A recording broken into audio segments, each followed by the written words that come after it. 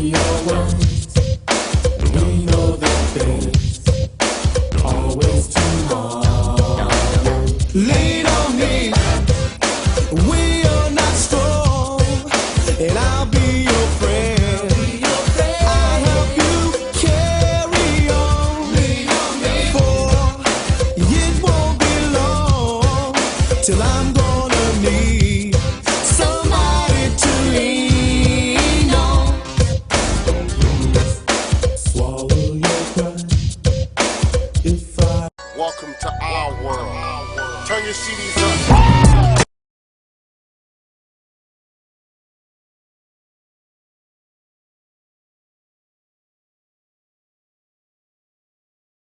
Ladies and gentlemen,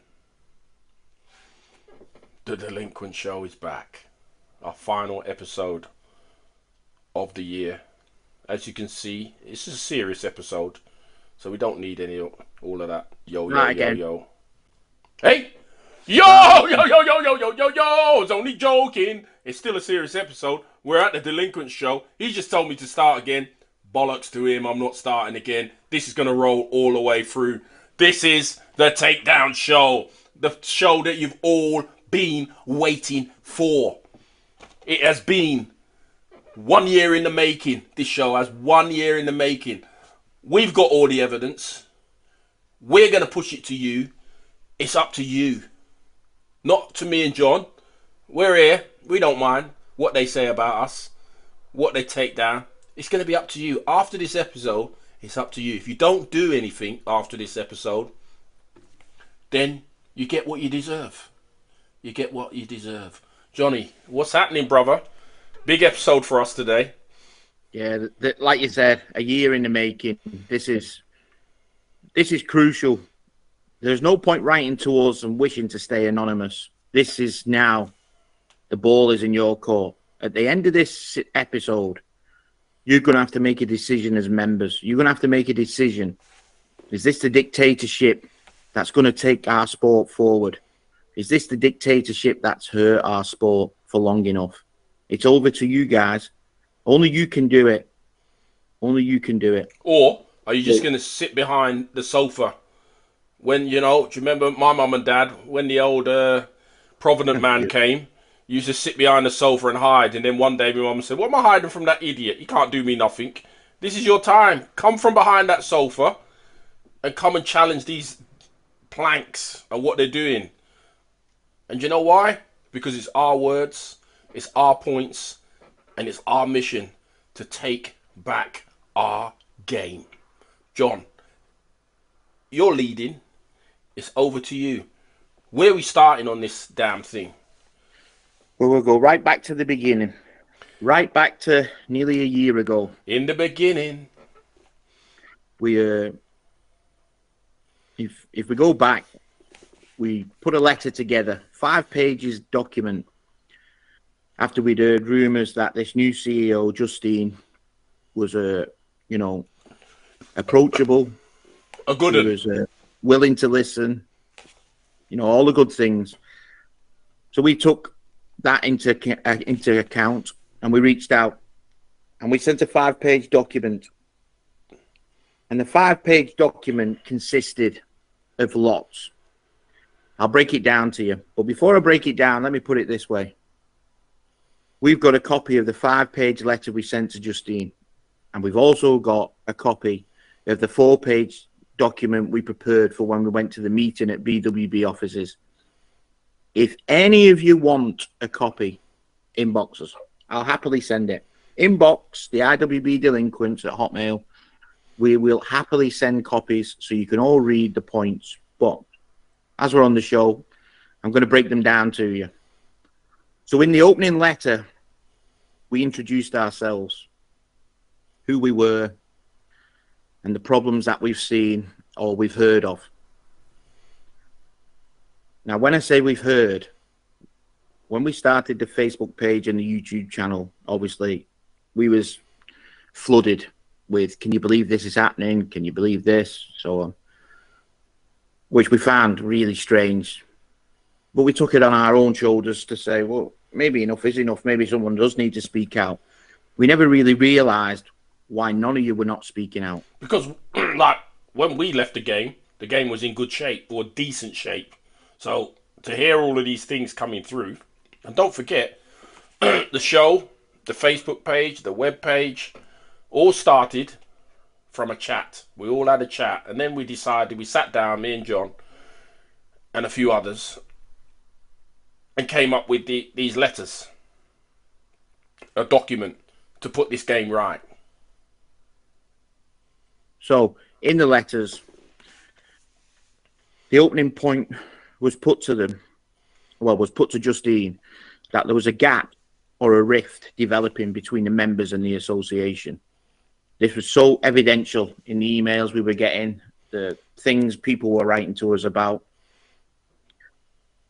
So we put it in the letter. Then we found out a member was down at B.W.B. offices and spoke to someone. And during the conversation, said, what you need to get Simon Munn and JB back involved with the GB teams. Help them. Let them help them.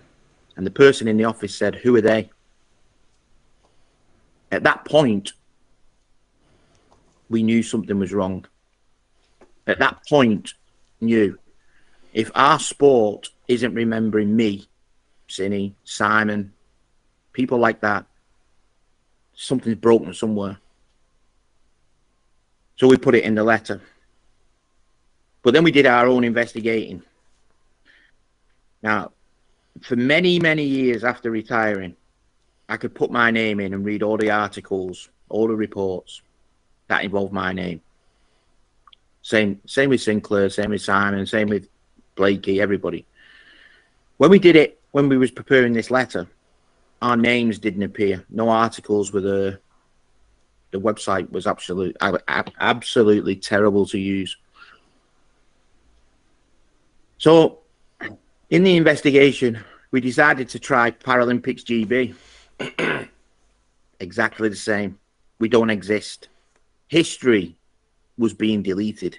Of all sports, when you look at Paralympics GB, it was of all sports. It wasn't just of our sports. That's what we found out. It was all sports. It's like we don't exist. And it's very disappointing because without all of us athletes, Paralympics GB doesn't exist because they've got nobody to take. B.W.B. doesn't exist because it's the athletes, past and present, that keep driving what they're doing. And as you would have seen at the start of the show before Cinny made his introduction, the quote that was posted by Martin Luther King Jr. said, "We are not makers of history. We are made by history." That being said, if we don't exist anymore, what is the Paralympic legacy? What is your British basketball heritage and history? It's gone. It's like it means nothing. What do you show? What do you show your kids, your grandkids? You say to them, yeah, I played basketball, wheelchair basketball in the Paralympics. They go and search up your name and nothing's there through Paralympics GB or our own association. Nothing's there. So that was put into the letter. Don't forget, this is the opening letter to Justine. We also got reported by 2 ex-board members, Sue and Ian, that again, they were approached by someone that said at B.W.B. offices, they have a storeroom that is filled with boxes and boxes upon boxes of games, photos, files, you name it. But B.W.B. can't do nothing about it because no one in the office knows the people on the photos. That's another indication of how history gets lost. When people in suits get these paid jobs and the people of the sport get pushed out, that's what happens to the boxes. So we put it in the letter. Then one of our key points in the opening letter was about GB men and a dynasty that they're going to regret they've not had. Since, I'd say, 2015, GB men should have been multiple gold medal winners. The sport in general has gone downhill in men's basketball. And we've had the best team. Unfortunately, we haven't had the best results. Is it because these people in the office are not putting the right system in place, the right coaches? We know they don't have training camps. Is all this backfiring? And these people are going to regret in 10 years' time from now when they retire, looking back, why did we not win? Why did we not get gold there? And think about it. Think about it this way. These people keep saying they're world leading governing body. Okay, they say they're world leading governing body. We go to Tokyo with a rookie coach for the girls who was way out of his depth, and no coach for the men. A player has to take it. A world leading governing body and a player is going to the Paralympics, and he done a fantastic job. There's no two ways about it. He's coaching the team. Are you kidding me? How can we have gone from having 4, and I say it, 4 full-time coaches, that we can't even have one coach to coach our men's team at the biggest stage on the planet, the biggest stage? What could we have done if you had a coaching supply line? Yes, our head coach goes down, but where's all the other coaches? Well, I could tell you where the other coaches is. That same head coach who's been awarded Queen's Honours pushed all the other coaches out. So it ends up, we got no coach. Another gold, that was a golden opportunity to win a gold medal. A golden opportunity. Yep. So we put that in the letter. I mean, to GB men, my message is this. If you're not feeling the pain now, you'll feel it when you retire. Trust me. You'll look back and you'll realise, was playing abroad more important than creating an international dynasty? That's something that's a tough pill you'll have to swallow. But you'll get to that point at the end of your retirement, I'm sure. But we put it out in the letter. So then we introduced our YouTube channel, plus its features, and Facebook, including our Hall of Fame, which we started because we took it on ourselves to save history. We took it on ourselves to remember where we came from, what we achieved. And come on, a world leading governing body that does not have a Hall of Fame. Are you serious? Yeah. That's the reason we decided to do it, because we're thinking, like, how have they not done this? This is like, this should have been done 20, 30 years ago. As soon as we had the money to do it, it should have been done. We've managed to do it, a Hall of Fame, on a zero budget. Lots of man hours, and people are loving it. Look at the engagement that's happened because of our Hall of Fame. Look at how happy people are. They can remember their father as a great basketball player, as a great hero in playing wheelchair basketball. Grandchildren, daughters, who never thought, this would happen. We had probably never even seen the grandparent in young photos like that. We put up. We had a legend who passed away not too long ago. He passed away knowing he'd just been entered into the Hall of Fame, and it's made his kids, his wife, their grandkids feel so special because he was a special person. Now, come on. This was all done by us. No help from our association, who talk a good game, but I just think that's all they ever do is talk. Yeah, but to each other. Not to us. Not to the members. They talk to each other. But anyway, moving on. So then we raised in the letter that there was a concern over communication, over memberships, that we put to the test. Now, if you remember, or you scroll back on our episodes, I signed up to be a member to test this system. Now, during the test of the system, I'd found my level 2 award, what I did when I retired from international basketball. So then I had to have a safeguarding, I had to have a DBS check, I had to do the UKAD coach clean course. Didn't understand why, but I had to do them so they could go up on the PlayWAS system. In the meantime, they let me into the PlayWAS because I'd paid my membership. That was it. What should have took 3 or 4 weeks took 18 weeks to get me DBS through. It took 18 weeks. Nobody answered the phone at that office as we was being reported to in emails. Emails were bouncing back saying they're out the office at the moment. So we put it in. We had a look and we tested the system, and the system failed dramatically. So then in the letter, we also put one of the main issues we think the sport is hurting, and because the sport is failing, is because of the coaching in this country. We're not saying there's bad coaches. We're saying the people who are getting the coaching jobs are bad. There's a difference. Where are these coming from? This influx of able-bodied people trying to coach our sport, which has nothing to do with basketball. We're wheelchair basketball. It's a totally different sport. So we investigated into the level 1 and level 2 stuff, tried to get a syllabus. No one had sent it. We got a voice note off one of the tutors of the level 1 and level 2 coaching clinics. And if I put up now the voice note of that, even the lady that left the voice note can't even explain what the syllabus is. But they're teaching it. But they're teaching it. Exactly. Exactly. I mean, it's not a dig at the tutors. This is not a dig at the tutors one bit. It's a dig at the system. The coaching levels are so far behind.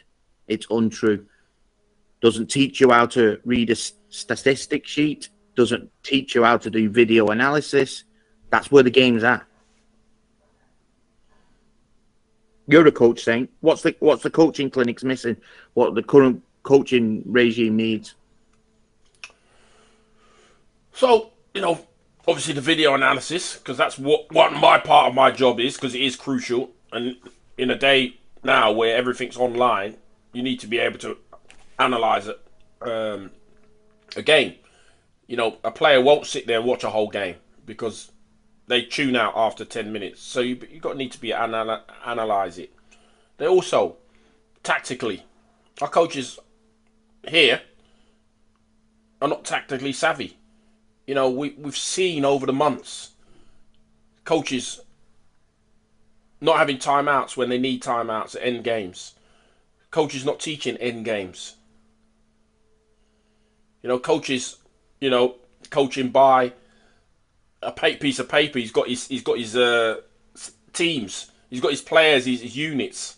That's not coaching when you're coaching off a piece of paper. And I call them textbook coaches. That's what they are. Coaching is all about your team, making decisions at crucial times. Our problem is we don't have match coaches. We have plenty of coaches who can coach training, because training is easy. You put some drills down, everybody's happy. You change up the drills, everybody's happy. But we've got coaches who are doing the same drills that they've done 20 years ago. 20 years ago. Yeah, we've got the people doing that. The game obviously evolves, it changes. But it looks like coaches that we're employing or passing our coaching badges have not changed. They're tactically naive. I'll give you an insight into my view on it. If you look back at Tokyo 2020 and you look at the coach of the women's team and you listen to the timeouts during the quarterfinal with China,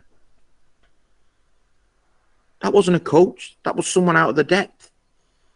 That was someone completely out of their depth that had been given that job. It sounds now, does the mistake fall with the coach being out of his depth, or does the mistake fall with the association that put that coach in that position? Who does the guilt lie with? The mistake relies on who's employing the coach, because it's a Paralympics. Are you going to turn down a Paralympics? My point is, that coach, what club coach did he coach? What club team, sorry, did he coach? Has he ever coached in the Euro Cup? Has he ever coached any decent team here or overseas? No. So the opportunity came up for him to coach in the Paralympics. He's going to take it. But Of course he is. it's almost It's on like his TV then. yeah, so it's almost like you could have picked up somebody off the street and done what he did. And he's still involved in the program now. Now, come on. That is what I don't understand. That is what I don't understand. The guy failed miserably. Yeah. He had a chance for the girls' team to be the first time they've been past the quarterfinals in a Paralympics. He was out of his depth. You just listen to his timeouts. He was out of his depth. And what's more frustrating, what is really more frustrating, while he was there, no one put him out of his misery and said, you know what, we better get somebody else in because this is a disaster waiting to happen. But you know why you couldn't put nobody else in? Because you had nobody else. Exactly. No plan B again. You know, you got great coaches here, you know, that could have done the job or helped him on his pathway. But you choose to ignore history. You choose to ignore the coaches that came before, that set you on the right path.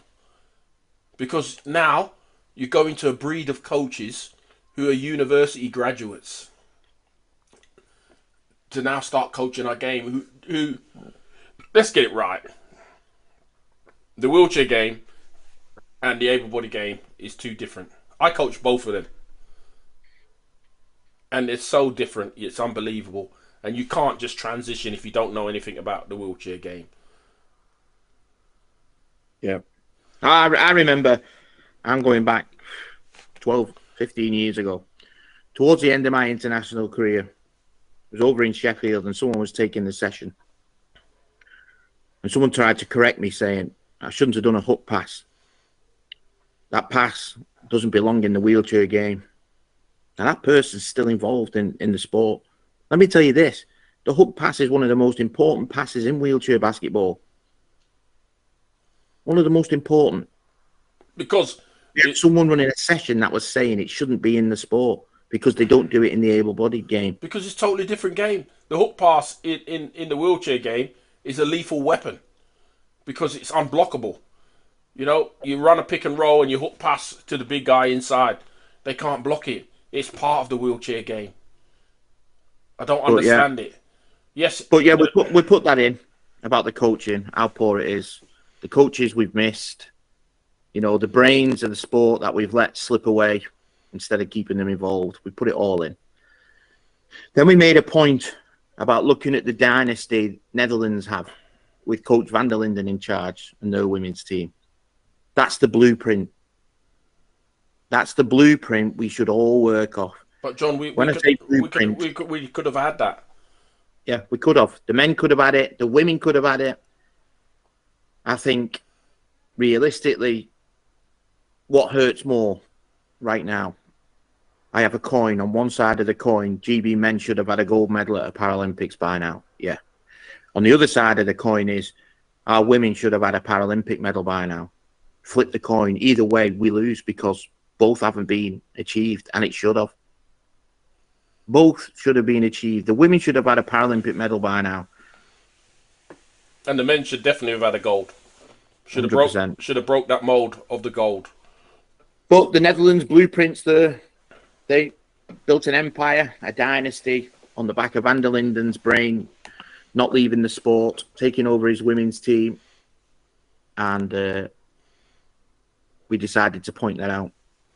But then the next point we put in the letter was probably the most important, and it was the pathway word being used by BWB, and the pathway word regarding the juniors.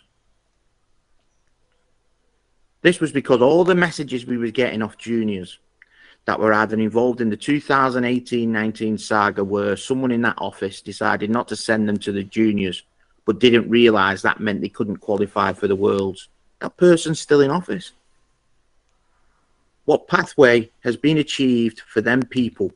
Them people, there were certain players in that team that never got to go to Europeans which meant they couldn't go to the Worlds, have been left out now.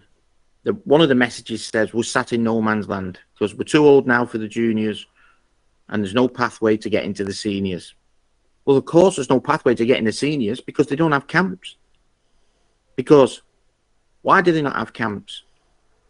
They don't have camps because we don't have a full-time head coach. We only have a coaching team, which you'll see in the thing that comes up on your screen. They've employed 2 coaches contracted. Now, it doesn't say what the contract is. The contract is actually 12 weeks a year or thereabouts. And if you consider the tournaments that they're in and the travel that the coaches have to take from Canada, 12 weeks isn't a long time a year. 12 weeks is nothing at all. So if the 12-week contract stays in place, there's going to be no pathway for anyone to get in, to break into this current GB team that's been announced for the Paralympics. There'll be no change before the Europeans next year. Well, you think about it. This current team that are going, it must have been the easiest for as an athlete, the easiest way to get in a team because you weren't challenged. You didn't have these young puppies challenge you. You didn't, which is a first. Yep. It's got to be a first. The reason why do you have camps? So we can harness our young talent and see if there's anybody in there that should be going, be put forward to the Paralympics. You think about it, the under-23s have just won the European gold. How many of them have been at the camps? Or I don't even know what to call them. I don't even know what to call them. And the under-23s, there was at least two of them, I think, could have stepped up to the plate. Yep. And challenged somebody. Yeah, totally agree. Where did this idea come from? My point is, now, let's get serious on this. Where did this idea that the most winningest team in Great Britain, who've been podium every year, bar one, the men, yet they don't have a full-time head coach. Yet the girls, who have never made the podium, they've never got past the quarterfinals, have a full-time head coach. Now, who made that decision? What logic is it? What happens if the unthinkable happens come Paris? The men don't make the podium. The girls don't get past the quarterfinals. Who's going to take the blame when funding disappears? Because I'll tell you who takes the blame. The blame will lie with the players. And the players will suffer because they'll lose the funding. John, they'll lose the money. Do you think them in the office will lose their wages? But it's not the players' fault. It's the program's fault. It's the association's fault for not having a proper program, for not having a head coach. But we know as athletes, there's Band A, Band B, and Band C of UK lottery funding, and it all depends on where you finish. Correct? Yeah, it is. Should the Band A and Band B and Band C not be put into place for the staff in the association? Should they not take a 50% pay cut if the men don't succeed? They should, 100%. Because they're the ones making the crucial conditions. They've not put a program in place to make sure that every box is ticked. You can see that Tokyo.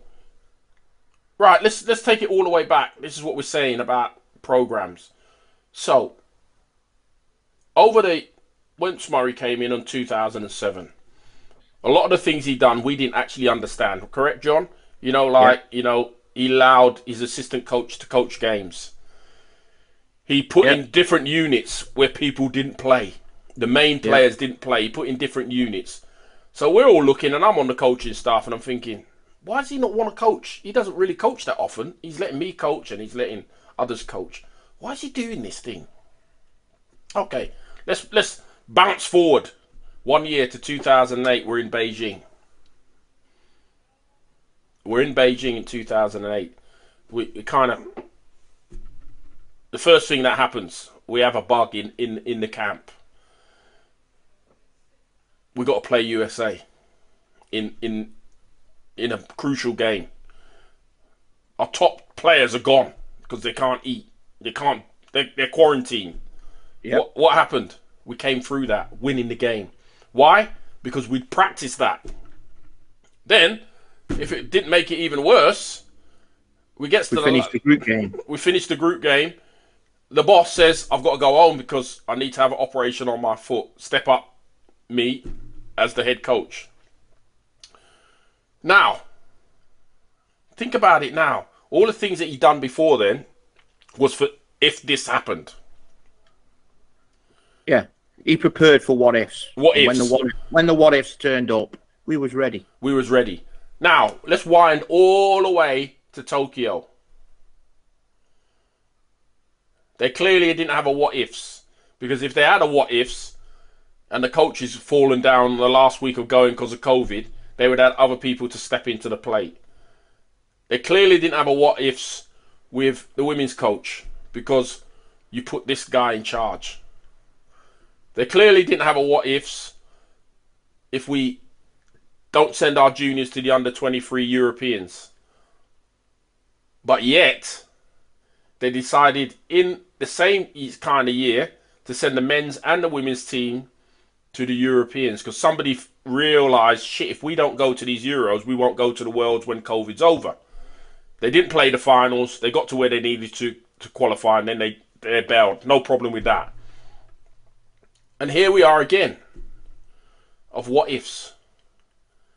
Again, yeah. So what ifs? Do you think our team's prepared properly? No, I don't think they are. Have the women prepared properly? I'm not sure. Because maybe 10 of the women are prepared properly, but 2 of them definitely haven't prepared properly because they've not been to any tournaments. You know, what's that all about? Where's the reserves? I'll give you an example of if the men have improved or prepared properly. In last year, 2023 at the Dubai Worlds, we lost to America in the final seconds. We weren't prepared for that last play. We didn't know how to read and react on that last play. We didn't know what was the best option in that last play. We failed. We got silver. Go forward 8 months. We played France the other week in April. Now, okay, it's only a friendly in a preparation for the Paris Paralympics, but it was still an international match. And what arose? The same situation. We've got the ball back, 2.9 seconds left. We've got a chance to win the game. Were they prepared? Had they learned from that mistake 8 months earlier? No. Same result. We cocked up with 2.9 seconds left and France take the win. Exactly. And are we prepared? You know, we got a starting 5 in the men's team. We've got a starting 5. What's after that? If 2 of our main players get injured or in foul trouble, what are we going to do? Yep. Because they played them to death in all the tournaments, the Worlds, the Europeans. Played them to death. Not giving anybody else a go. What are we going to do? Same with the girls. They've gone to a tournament, playing the best teams, and come up short. Come up short. And the worst thing is, they don't look like they've improved. No, they don't. They don't. We've been saying, John, there's certain people in the women's game right now. I'm struggling to come to terms with the decision making, the style of play. It's all things that should have been ironed out by a head coach in training sessions, which they have had. They have had camps. The women. But we've been saying, John, if they score 55 points, they're probably going to win most games. They're under 40 sometimes. Years. This has been years and years and years we've been saying. They need to shoot the ball more. They need to be fitter. They don't look fit. Yet we see half-hearted fitness tests or doing some fitness tests. But then when you see a fitness test and there's a child there as well, what's going on?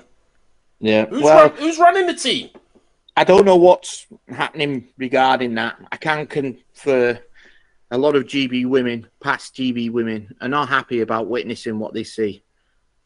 Now, if we go back to the China tournament a couple of weeks ago, they only took 10 players.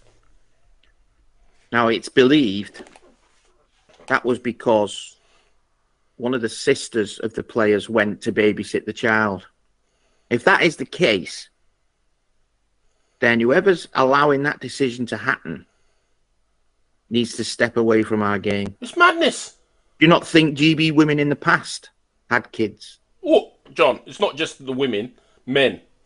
Yeah, and the men, yeah, exactly. Look at you, 2008. Tell the viewers what happened in 2008. Well, 2008, my son Samuel was born on the 31st of August. He should have been in September, but I had to get on an airplane on the 31st of August to come to the Paralympics to be with my team.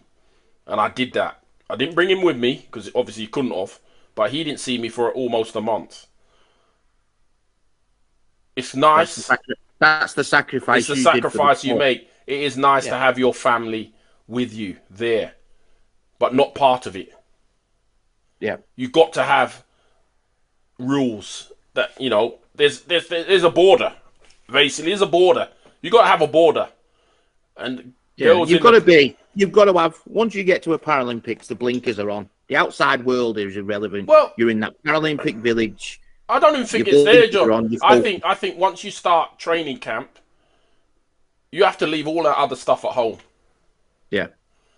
Whatever way you have. And the girls passed and the men passed. They've done that. Now we're seeing something totally crazy. Yeah. How do the other girls sit with that? How does that person who was 11 or 12 sit with, I didn't go to the tournament because our association paid for a babysitter? How does that sit with that person? That person has not played a game for ages. Yeah. Well, it's not just 11 and 12. What about 13 and 14? What about the reserves that are put in place for Paralympics? They're getting cut out as well. If 11 and 12 don't go, 13 and 14 need to spit the dummy out as well. I know I would. I'd have spoke out. That would never happen with me. No way. If I'm number 11, I'm going to every tournament. I don't give a shit. I'm telling my teammates straight, listen, if you want to bring your kid and a babysitter, you can pay for it. I don't want them on the plane with me because I got a 12-hour flight. I don't want to hear no screaming kids. I don't want to hear nothing. I want to be able to go there, go to my place of work, do my job, and come home. And we've all been through it. Every single one of us, every player that's played for GB has had that where they've had to sacrifice. Yep. But then going back to the letter, so other things we pointed out, I'll flick through these ones quite briefly. TV coverage. We've fallen behind rugby league, which isn't even a Paralympic sport. Wheelchair rugby league gets more TV coverage than us. They've only started a couple of years ago, John, maybe 5-6 years ago. Yet they're like, they're all over the damn TV. Yep. And then you look at other things we pointed out in the letter was kit sponsors. That's never been achieved. The only time GB get a good kit is when we qualify for a Paralympics and we're dealt with by Adidas. What happens the other 3 years in that 4-year cycle? Well, they've got some sort of sponsorship, but it doesn't, it doesn't really make any sense. We pointed out at the end of the letter, change is needed. And our final proposal was, this sport needs the nationals back.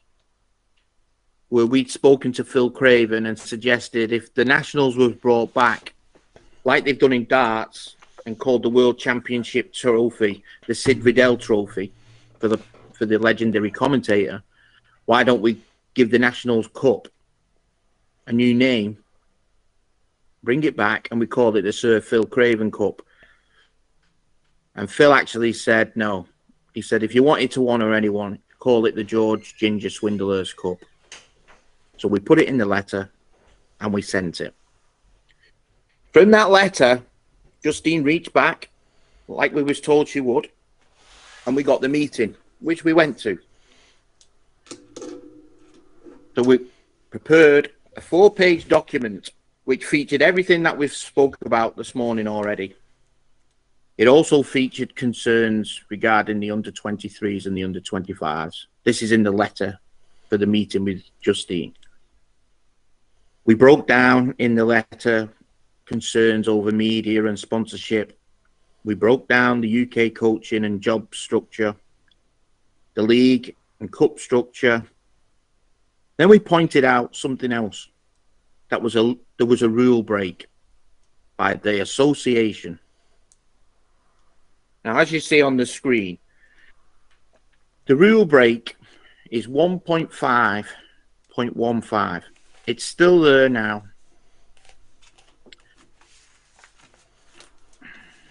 It says, clubs are not permitted to register any current GB performance coach defined as a BWB employed GB performance coach to compete or coach within BWB national competition.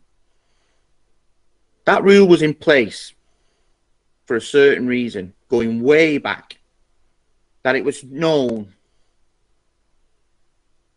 that the teams like Sheffield, like Oldham, like MK were filled with GB players.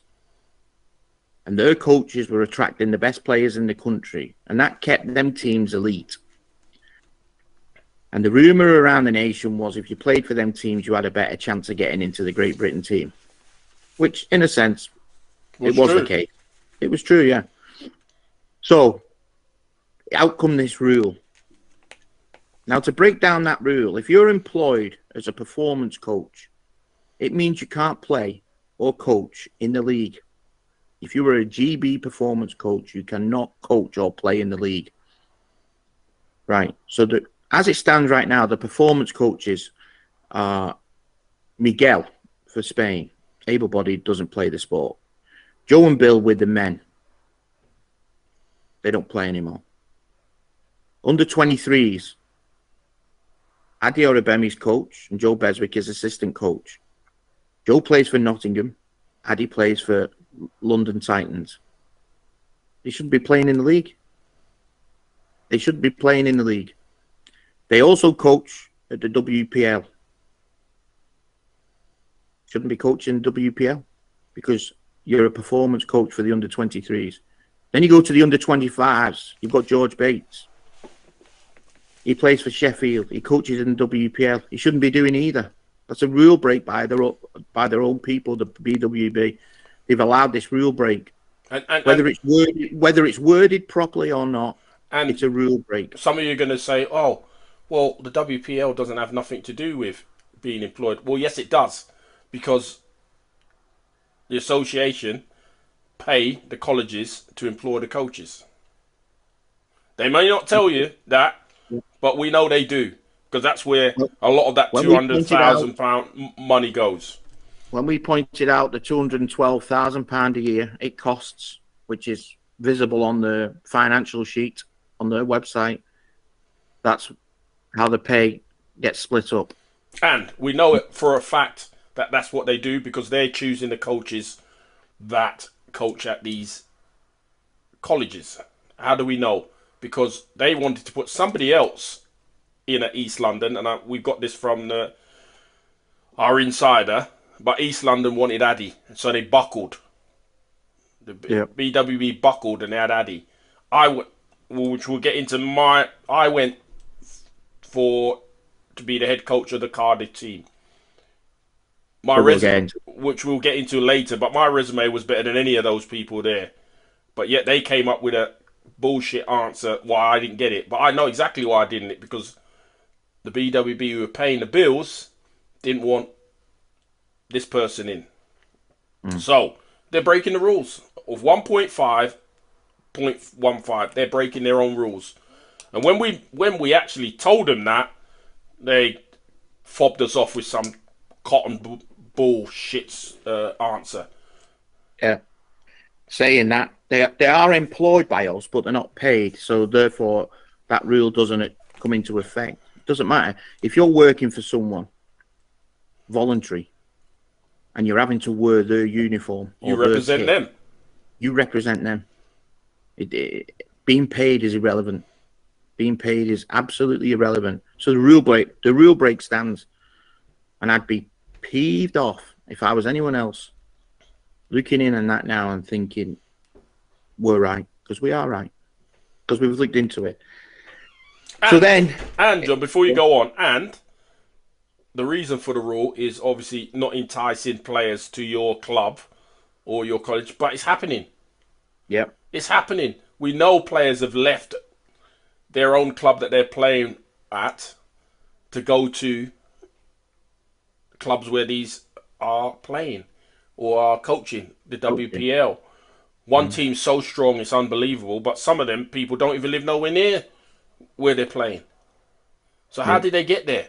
Well, we know how they got there because they've been poached.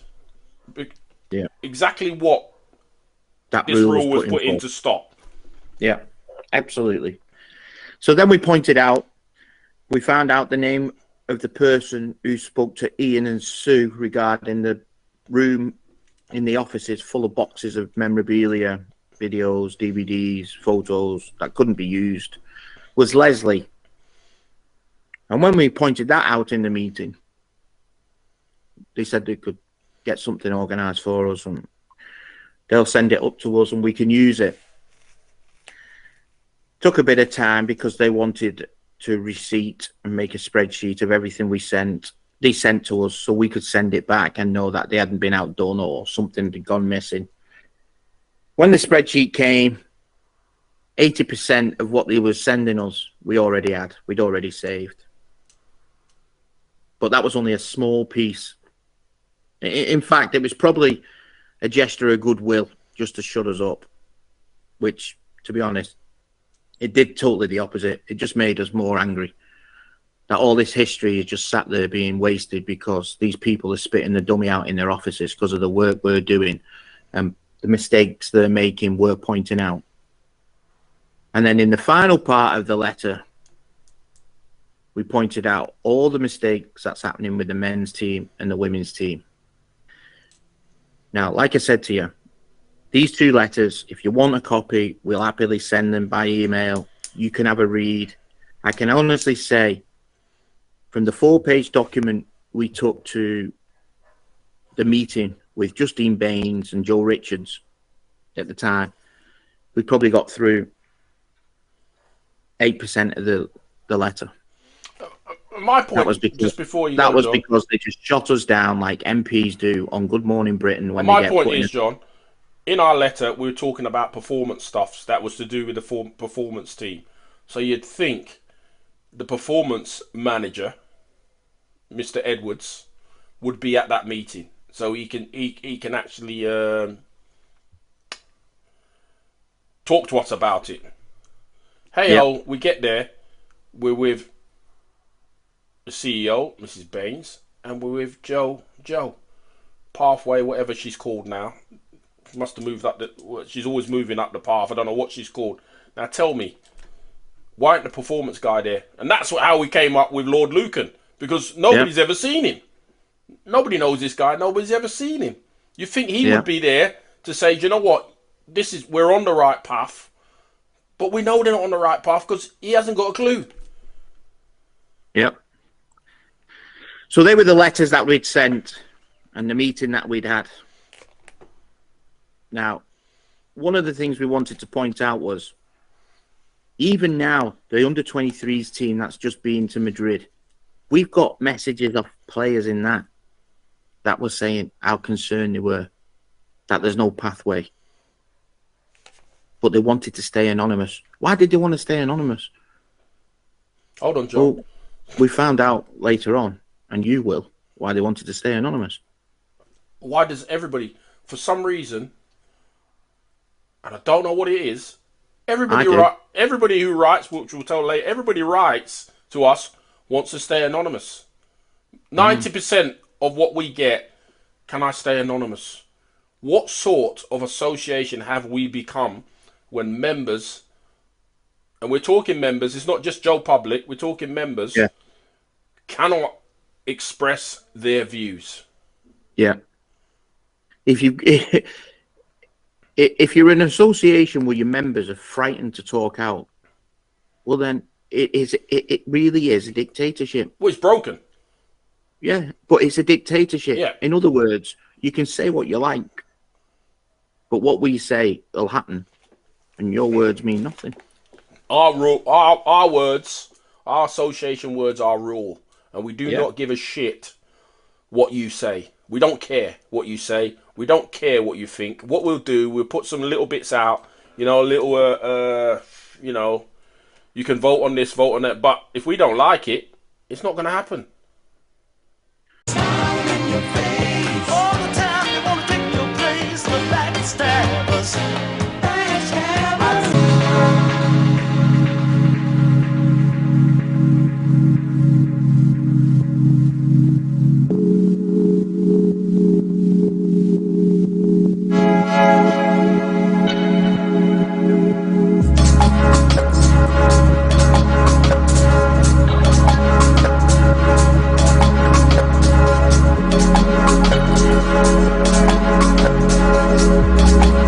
Finger of suspicion points at you. So then, look now. We're going to look back over the last year. What points have we brought up? What have been addressed? Well, the first point that we brought up was, why does our board not have any disabled people on it, but we're a disabled sport? Literally, as soon as that show went out, talking 3 weeks after that show went out, welcome Joe Beswick and welcome Claire Griffith to the board. Really? Is it that obvious we have to spell it out in our show? But hold on. Isn't that amazing? Joe Beswick, Claire Griffith. So Claire Griffith plays for Loughborough Lightning World in the Women's Premier League. I wonder how she got that spot at her age. Yeah. And all of a sudden Joe Beswick is now on the staff of the under-23s. Kind of a coincidence, do you think? Mm. And if you think Close shop at coincidence, I think. and if you think about it, we're talking about the Women's Premier League is meant to be the best of the best. I'm sure Claire retired from GB quite a while ago. Think about it. Yeah. You guys think about it. Think about that. Go on, John. Yeah. Sorry. So then, as I said, we pointed that out, and by no surprise, the board welcoming 2 disabled people. Then it gets interesting. We point out, firstly, the WPL is our breakdown, a waste of money. £212,000 a year. 4 teams. 1 team has 6 players. The same team wins it every year. This is a league that's being funded with £212,000 a year, as I say again. But considering we already have a women's national league. Now you're telling me, as members, you're happy for £212,000 a year to be wasted on the WPL. This is not a misogynistic comment that we don't like women's basketball. We've never come on the show and said we should have a men's only league. What we've come on the show and what we've said is it's a total waste of money. You had a good women's league. Can you imagine what that money could have done for those women's league teams? They could train more, better kit, better equipment. You've got a junior league. You've got a women's league. And you've got the national league. There is no men's only league. And we wouldn't agree to that anyway. But you've got all these other leagues, including a women's league. And then you do the WPL league, which costs all that money. At the same time, that all that money is being used. Our league structure is broken. We can't make the clubs better by funding them. What we're doing, we're letting clubs fold after years of being involved in the sport. Scottish teams folded. English teams folded. All this time, no backing from this association. No help. No reward. And then somebody has a brainchild and says, hey, let's not worry about all these clubs folding or going to the wall. And let's not worry about the clubs ain't got no money. I'll tell you what we'll do. We'll have a women's Premier League. And what we'll do, this is the amount of money we'll spend on it. Yeah. Because you're trying to show off. I see it as you're trying to show off to the world to say, look, we're better than everybody else. Well, you didn't need to do that. Because our women's league is probably one of the best in the world already. Exactly. You could have made it better. Yeah, exactly. You could have made it better. And sorry, John, just a minute. And then to make it even worse, you got the Women's Premier League, but yet the champions of the Women's League, none of their players are actually playing it in the best league in the world that you say it is. Exactly. Which idiot came up with this idea? And the worst thing is, it's not which idiot came up with the idea. It's which idiot has said we're not going to close this stuff down and put the money to better use. You're going to continue for another year. Yeah. But just to reiterate, that wasn't a misogynistic comment about the WPL. It's about the money being wasted to create a WPL. John, it's not. Just call your national league the WPL. Well, it's not, John. It's like we would say, and I'm telling you, I know you would. We would say if you decided to do that for the men, to have a exactly the same thing, we would say exactly the same thing. It's a waste of taxpayers' money. Yeah, it is. An absolute waste. So don't try and twist it and say, well, we don't like the women's game. We love the women's game. We love watching the women. We can't wait to watch the Paralympics, the women's tournament. We want every success for the teams. So don't even try twisting it. It's not twisted. We're saying you brought something in that was not needed. It was a total waste of money. And not even just a little bit of waste of money. Big waste of money. Clubs are going by the wayside that probably could have used this money. The Women's League could have been used. You could have used that money to promote the Women's League and just changed it to a Premier League. But you didn't. Some brainchild, some idiot who probably still in the office said, oh, this is a good idea. And you guys in the office who've got no backbone, you just sit there every day, come in, take your money, and you know who you are, and you've been doing it for years, and you don't say nothing. You don't say, do you know what, this is a bad idea. If I'm working in that office after this season, when what I've seen, one team's got 5 players going to play and it's not really that exciting, and the same team, I'll tell you, listen, I think this is a bad idea. I think we should just cut our losses. No, but that in hindsight to the WPL, you look at the cost of the YouTube live streams of them games, the viewing ratings, the basketball you're seeing. We're talking about Loughborough Lightning that are going to win every game. Yeah, when they're winning by 20 points up or 30 points up, they're still pressing. We've seen that in the national finals with Reading this year. Absolutely blowing teams out the water. Up by 30-odd points and still pressing. And then to finish it off, we've just witnessed it in the juniors in Madrid. In the opening game, GB were up by 47 and still pressing. Because, John, in the handbook of coaches, that shouldn't exist. But they're reading the handbook. They're coaching by handbook, John, because they think it's going to make them look good. It's not the same handbook I was taught and I read. It definitely ain't the same handbook at me, and it definitely wouldn't make me look good. I understand you want to press, so press. You get yourself up 15, and then you just play basketball. Because you're not teaching the kids anything. You're not teaching it anything. All it said to me is, you don't know how to play defense without pressing. That's what it said to me. Which it showed in later on in the tournament. Yeah. You won the tournament. Props to you winning the tournament. But then, staying on the misogynistic comments, what of our other points? You're having trouble with that word, aren't you? You're having trouble with that word.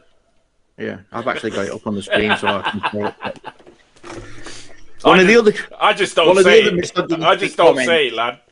That we've been opposed to have done is regarding women being used as cannon fodder in the loophole by IWBF in the minus 1.5 deduction rating.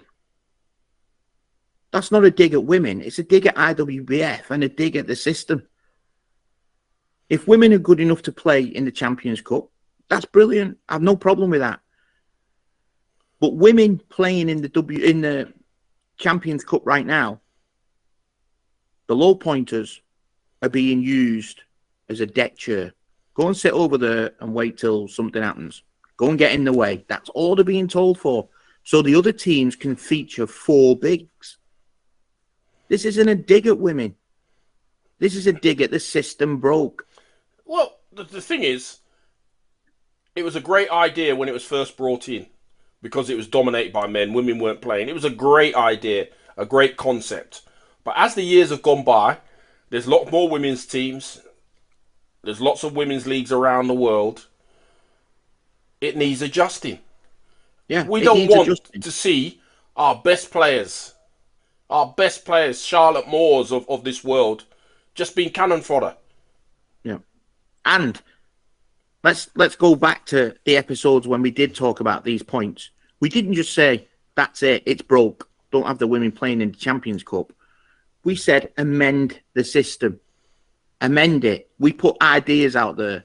For example, if someone's played international basketball for 3 years or more, they don't get the deduction. They don't get the deduction. These kind of rules are put in place because this system, what's in right now, is pushing paraplegics out of our sport. You know, that's what we've spotted. We also suggest lowering it so it's not so heavy. Maybe half a point. Yeah. Maybe half a point. Yeah, but once again, we're giving ideas to solve the problem. We're not just saying there's a problem, get rid of them. We're coming up with ideas to solve the problem. That was the difference. We also came up with an idea, why don't they have a women's Champions League where the women can play, the best women around the world? Because we know most of the best women around the world are probably playing in Europe with these European teams. Why don't we have a women's? But yeah, we're that big M word, because I'm not even going to try and say it because I can't. Yeah, but so that's my point regarding the alleged misogynistic comments made by the delinquents. But then we go on to the coaching appointments. Women's coach. He's out his depth. Him and his little sidekick. They're out his depth. They're out the depth. We stand by our comments we've made regarding him. If you watch the games like we do, he's out his depth. Completely out of his depth. But then we spotted this implant regarding the men's coaches, which we found really interesting. Now, this comment says,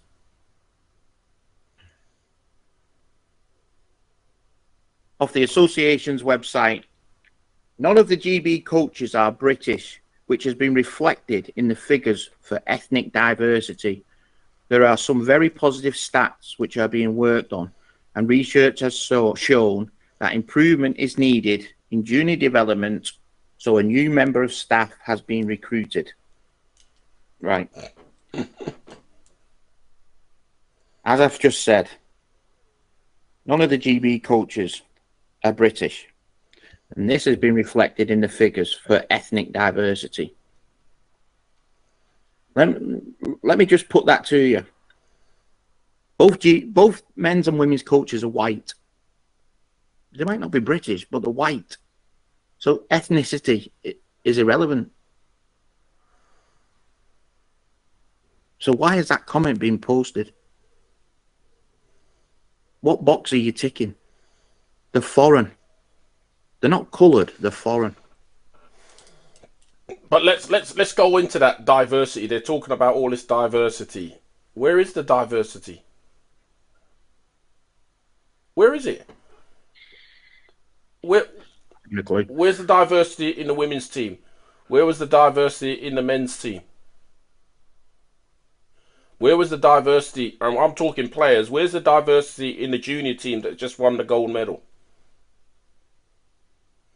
You start spouting all this crap about diversity. We're diverse. The coaches, the men's and the women. They're white. Exactly. The only difference is they speak a different language. They come from a different country. Yeah. That's But all. they're still white. But they're white. Yeah. Now, They're not Asian. They're not black. They're white. now staying on the coaches, in the CEO report by Justine, this what you can see on the screen now reads: the recruitment of 2 men's coaches has been now finalised, and Bill and Joey have both accepted the role as a coaching team rather than a head coach and an assistant. They will be based in Canada and will be employed by contractors. Right. Listen to what he just said. Remember what John just said. There's no head coach now. They're both They're a coaching team. team. Yeah. Right. Now, the first point of that is when we said earlier about the 12-week contract, that's our point. That's why there's no camps. These coaches are only contracted for 12 weeks. So if we've only got 12 weeks and the tournaments they go and whatever, that's why there's no camps where new people can break in. The juniors can't go and train with the men. They can't go and see what it's like to be at the elite level. So then it's creating a gap from juniors to seniors, and there's nothing in the middle. If you think there's a pathway, you think, that word that they use, there is a pathway. What is the pathway? Because I don't know what it is. I can't see any way in which people can break in to the men's team from the juniors. Well, there isn't any. You think, John, there isn't a pathway anyway, because you had the juniors MVP not even training with the under 23s, so they're not even. Nobody's looking. So what? He's 14 or 15 years old. I started playing with the GB, training with the junior GB, not even the junior GB. I started training with GB when I was 14, 15 years old. That he should have been in there, and others of his age should have been in that under 23s. Yes, they can't play, but yet you're getting them the sniff of what it's going to be like, what they're going to do, so they know what the way the team's going to play. So it's streamless pathway through, but no, not involved. And their excuse is, he's too young. If you're good enough,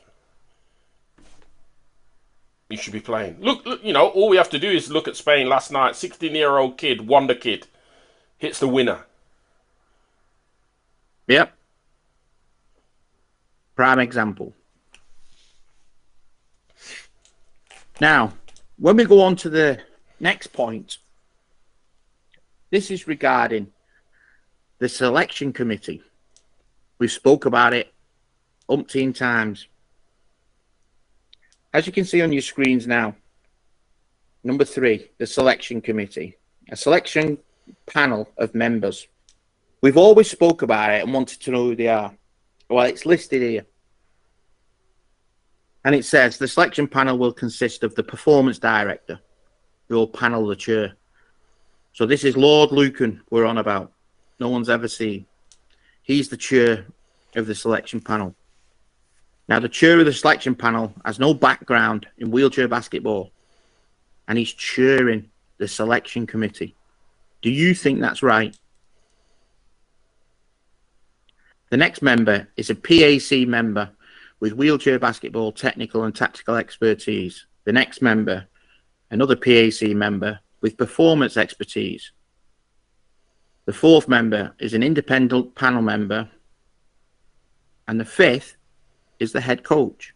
Now, hold on, John. So the only person that you would say is there by right is the 4th member. He's independent. That's about it. Because the others 2 and 3, I don't know who they are. And the last one that you just said... Yeah, and one doesn't have a background in the sport. One doesn't have a background in the sport and has no idea what he's doing. And number 5 doesn't exist. Yeah, the men don't have a senior head coach. So then does the other 4 select the team? Or do these guys come back from Canada and get involved as a coaching team? Another rule break. I just don't know. But we wanted to point that out to you because obviously we think it has an importance. We've pointed out the rule break 1.5.15. Regarding that, we have had speculation and rumours sent in saying since George couldn't play for GB anymore, his dad was going to do a lawsuit. And that's the why George gets so much work for GB.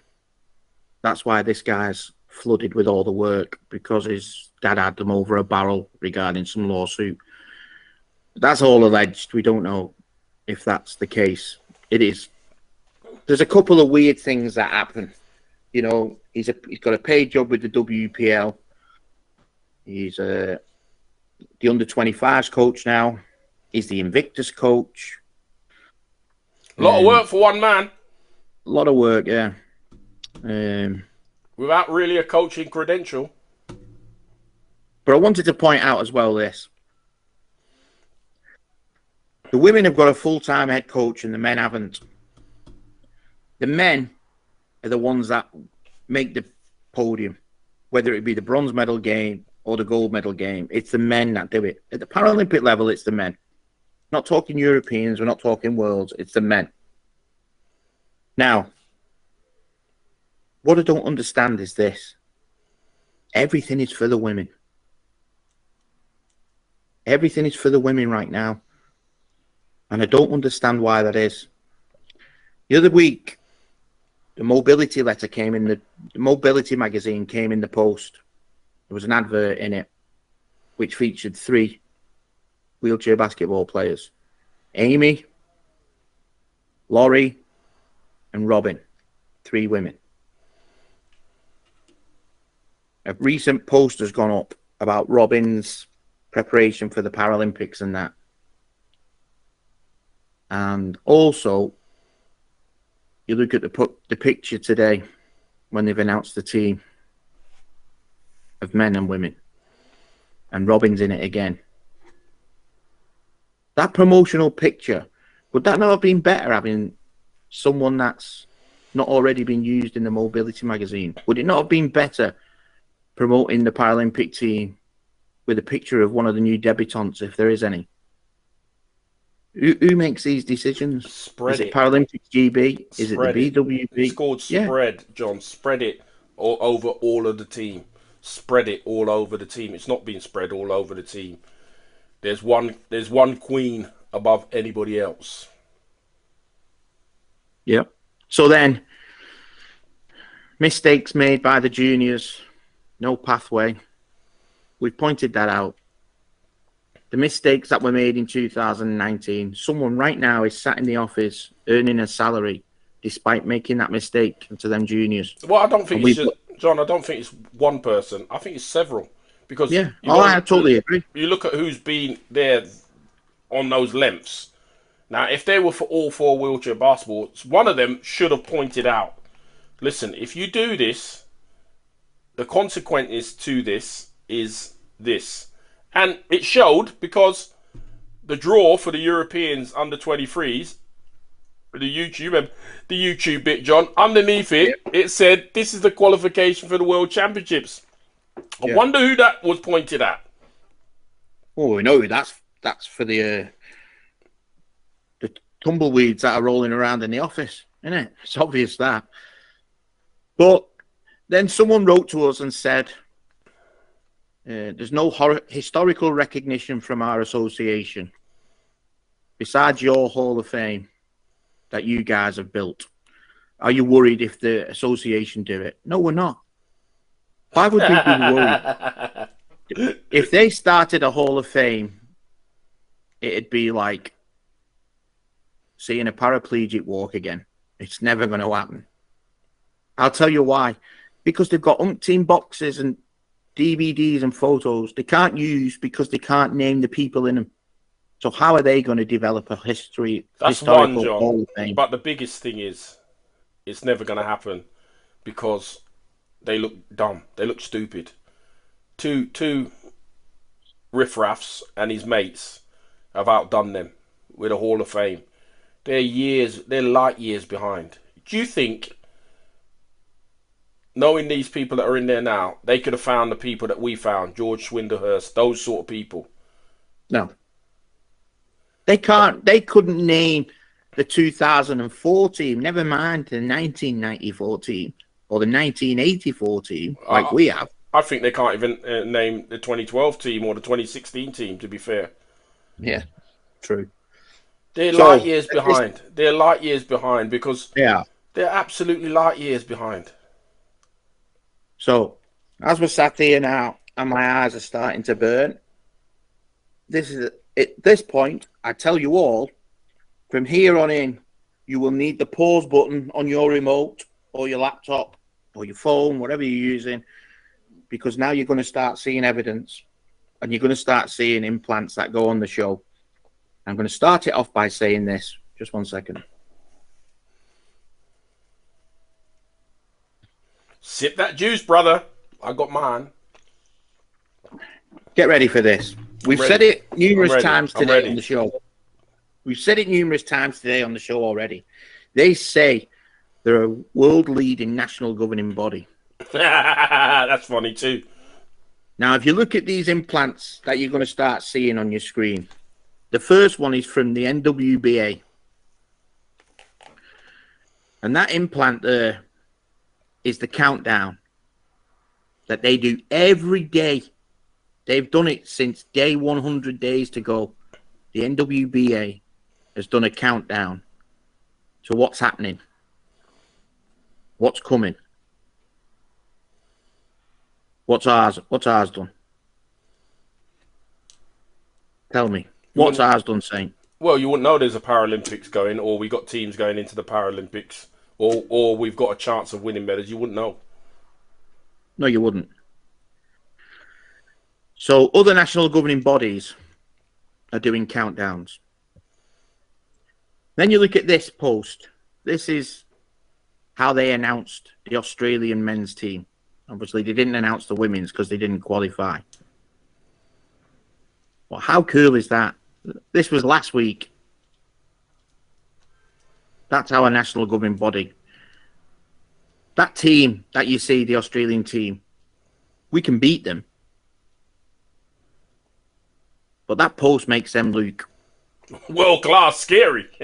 Yeah, it makes them look scary. Scary, man. Makes them look scary, right?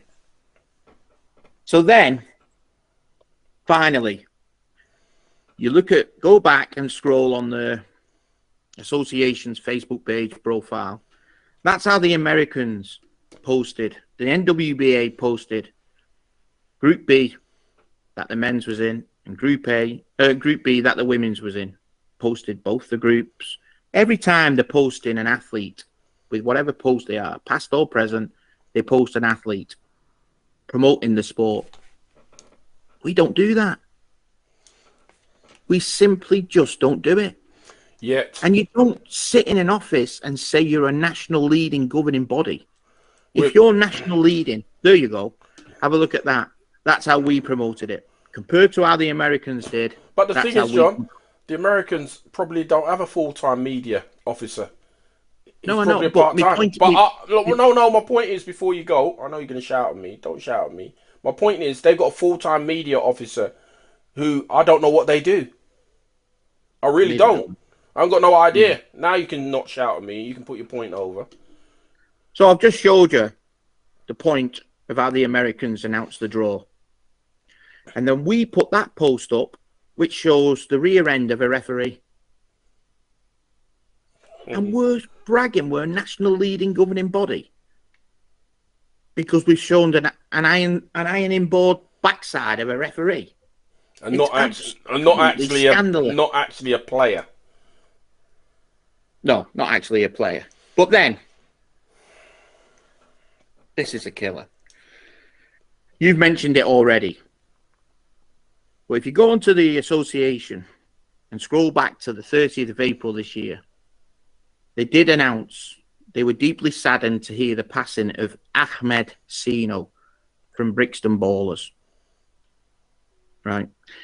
Now, I've been in the sport 32 years. I don't know no Ahmed Sino. I'm not saying he doesn't exist, but I've never heard of the guy. Now, Graham Young passed away. They never honoured him. They never did a condolence message or anything. This is a legend of our sport that had sadly passed away. Brought so many GB players into the sport. And he wasn't honoured by our own association. And nothing, against Ahmed. But what did you do in the sport, lad? What did he do in the sport? I don't know. But I know what Graham done in the sport. And what Graham done in the sport is still going on now. The kids that he brought through. The legacy that he's left.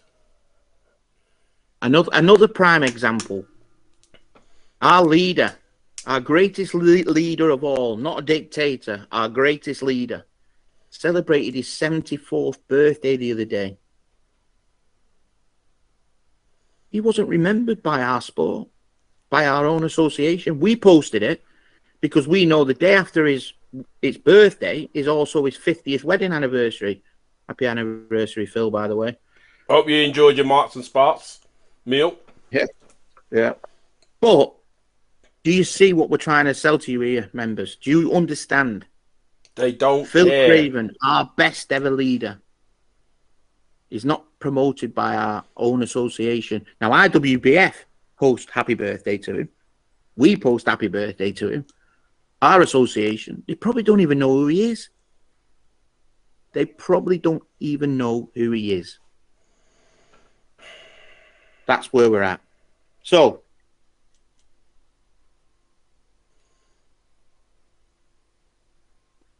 here we go. This screenshot, what you're seeing right now, is an indication of when our association do a post. Took it the other day. Over 290 likes and thumbs ups. And I've screenshot these comments. One's by Ram Badua Tamagang Gol, which says, wow. Another is by M. Chandri Chisori. Your playing tells me I can also research my aim. Whatever that means. What's that mean? Savio Lobo wrote, God bless you all. Luciano Ferraria posted a sign of arousal and then posted a thumbs up. This, I am pointing out, is because they have spent so much money pressing that pay for a boost on Facebook to get all these hits. The actual page is so corrupt. It even has links to games on it, which are put up by hackers. It happened all through the Dubai World Championships. It happened all through the Europeans. I would strongly advise you not to click on anything to do with their Facebook page. Nothing at all. But isn't it, John, isn't it sad when you have to pay for likes? Don't you think that's really sad? Of a world leading governing body that you have to pay for likes. And the other thing with them, people write things back to them and they never give a response. Well, we'll point that out shortly. We'll definitely be pointing that out shortly. But one thing they have posted recently, which we need to point out, is this. This was sent to us, and when we seen it, we couldn't believe it. The 2024-25 adult membership for the season costs £30. Features include 20% discount at cookery, National League competitions and local leagues, free WB license subject to roles and qualifications, enhanced personal accident insurance, all roles, calendar of club engagement workshops, free access to BWB learning, and then right at the bottom, the voting right at the BWB AGM. Now, when we was a charity and an association, we had AGMs and the members had voices. Right now, you don't have AGMs anymore. So all you people that are writing saying that you've been trying to reach out to BWB, but no one gets back to me or no one will answer me questions, they don't have to answer your questions because you don't have an AGM. Now, we've looked into it, and because now they're no longer a charity, they're a private limited company, they don't have to have an AGM. Which means they don't have to answer to you. Yeah, they're above you. That is all that is created by removing the AGM meetings is right now, it is you, the members, and it's them, the board. There's no togetherness, as David Brent would say. There's no togetherness. Your vibe, that's your vibe. It's gone. It's you and there's them. That's it. Now, if you're happy for that to carry on, that's fine. But we wanted to point that out because we think that is a crucial breakup of the relationship between the board and the members that has gone on for many years. And that's what's creating the gap right now. So finally, as we get into the deep bit now,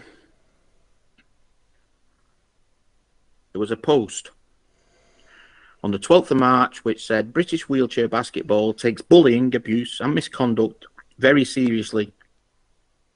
We are aware of some videos that has been broadcast by the BWB and the people who are working within the organisation. There is no place within our sport for abusive, derogatory language, misogyny or threats of physical violence. We welcome dialogue and debate, doesn't say in brackets, but we don't have an AGM, about running our sport. But this must be done in a constructive and respectful manner. We have reported the videos to the relevant authorities and are taking appropriate action. Wheelchair basketball is and must remain an inclusive, welcoming sport for all. As long as you're not disabled. As we know, that post was aimed at us, the delinquents, as over 100 of you messaged us. Which we don't mind. We don't mind. This is the turning point when things went sour. This is when everything changed. Now, before we move on regarding this, if I can just find it, just 1 second. That post, what they put up, absolutely hit records on our YouTube channel. The amount of inboxes, the amount of messages we got, the viewing ratings went up through, so they helped us. They might not like the thought of it, but that post actually helped us. And why did it help us?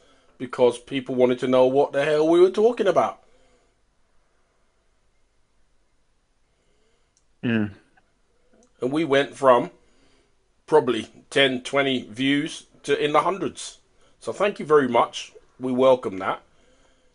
But yeah, you're talking about... Sorry, John. You're talking about bullying. I think there's only one bully. And it's you guys, the association. You're bullying your members because if a member speaks out, which we will talk about later on, the first thing you want to do is silence them or ban them. You thought you could silence our show by sending us all this crap about bullying and all of those sort of things, and we've contacted the police. Well, our show's still going strong and it's getting better and stronger because of you guys. I'm just checking to see if there's any police cars outside my house. John, just check, have a look out your window, see if there's any police cars outside your house. I can see out my window. There's no police. I can tell you the other day, I was in the bathroom and there was a knock at the door that was really loud. And I did think, here we go, the meat van's here. It's time. So I jumped out the bath, got to the front door, and it was the window cleaner wanting his money. Oh my goodness! Yeah, carry on. Now, if the window cleaner was dressed in a policeman's outfit, that'd have been a different story, but he wasn't. And if it was a her dressed in a policeman's outfit, that would have definitely been a different story. But they weren't. So remember, the post that they posted, what I read out just before, was posted on the 12th of March. In case you want to scroll on the website, Facebook, and have a look. And make sure that what we're saying is gospel, which it is. You'll also see that that post had a number of likes. And when I say a number of likes, it was liked. It's the only post that we've found that we've scrolled back on 3 years worth of scrolling back. It's the only post that has nearly every board member liking. And their family. And their families. The kids are liking it. That's the only post. It's quite astonishing. But then after we'd clicked on the likes and realised who was liking it, obviously everybody who's got ties to the gravy train is liking the post. But then we clicked on the comments. So I've put them up now on the screen. The first one is by Ian. I've removed his last name, but if you want to know who he is, you can go and have a look on the Facebook page, like I said. A welcome statement about bullying, abuse and misconduct from B.W.B. Unfortunately, I've personally been trying to have a constructive debate with B.W.B. for a number of years now about the way our sport is run, but my views are simply not listened to. So perhaps B.W.B. should do a bit more to make a second paragraph of this statement more effective. Then Jason writes, Ian, unfortunately, this is played out across other similar organisations. When there was little to no funding, everyone got mucked in for the best of the sport and the players. Success followed and attracted lots of funding, and the founding principles just got forgotten about. It's the same in all walks of life. Academics and suits will never have the same drive as passion as those who are in for the pure of the reason.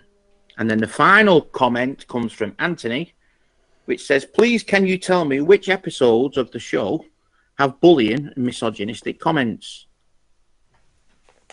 Now, none of them people were answered to. Not one. No one got a reply. Nobody got an answer from the association. Why is that? The media person had a day off. A day off. They might have been. Well, if you look at their comments, it says 13 weeks ago. They haven't had a reply in 13 weeks. Maybe they're busy with promoting the Paralympics. Maybe. Or who knows? They just don't give We a shit. also, I wanted to read this out. I wanted to read this out at this point, which I can't put up because this person wanted to stay anonymous. Another. But they said, to be honest, we have little to do with B.W.B. as possible. Trying to get any answers on any subject from them is like trying to get blood out of stone. And many other people that I know who run other clubs feel the same way. We have challenged them on many things over the years, but it is easy to get disillusioned when you're continually not listened to. As for the AGMs, we are guilty of not having pulled them up on this. But after COVID, they just seem to simply stop. So all these people, these clubs are writing, trying to get answers from this association, and we can't get them. Why is that? When is it you, the members, say enough is enough? And my point is, John, with all of this is, biggest point is, season after season, you pay your dues to join the league because you want to play wheelchair basketball. Season after season, you do this. When is enough is enough? Yeah. When's enough is enough? When are you going to start holding them accountable for what they're doing? Yeah. Are you just going to carry on in this 24-25 season doing exactly the same? You're just going to pay up your dues and and pay because you want to play wheelchair basketball? When's enough is enough? You're talking about saying to us about being bullying, but hold on a minute. There was another league that was formed, and that you tried to shut them down. And when you realised you couldn't shut them down, you brought them into your folder. So you bullied them into the folder. But you know what happens? Eventually bullies get taken down. It's your Yes, they time. do. It's your time to make a decision. If you It is. do not register your teams, they don't get the money. They don't have no league. Will it stop you playing wheelchair basketball? Oh, hell no. It's not going to stop you playing because there's another league that you can play in. But or are you just going to sit here, listen to what we're saying and say, yeah, we know you're right, but we're not going to do nothing? Yeah. Think about everything we've said, all the points we've pointed out. My final bit of one of the messages that was sent in to us says, we need to try to get changed the part of the rule that says they can terminate any membership without reason. That feels like a safeguarding issue if they have a personal issue with someone.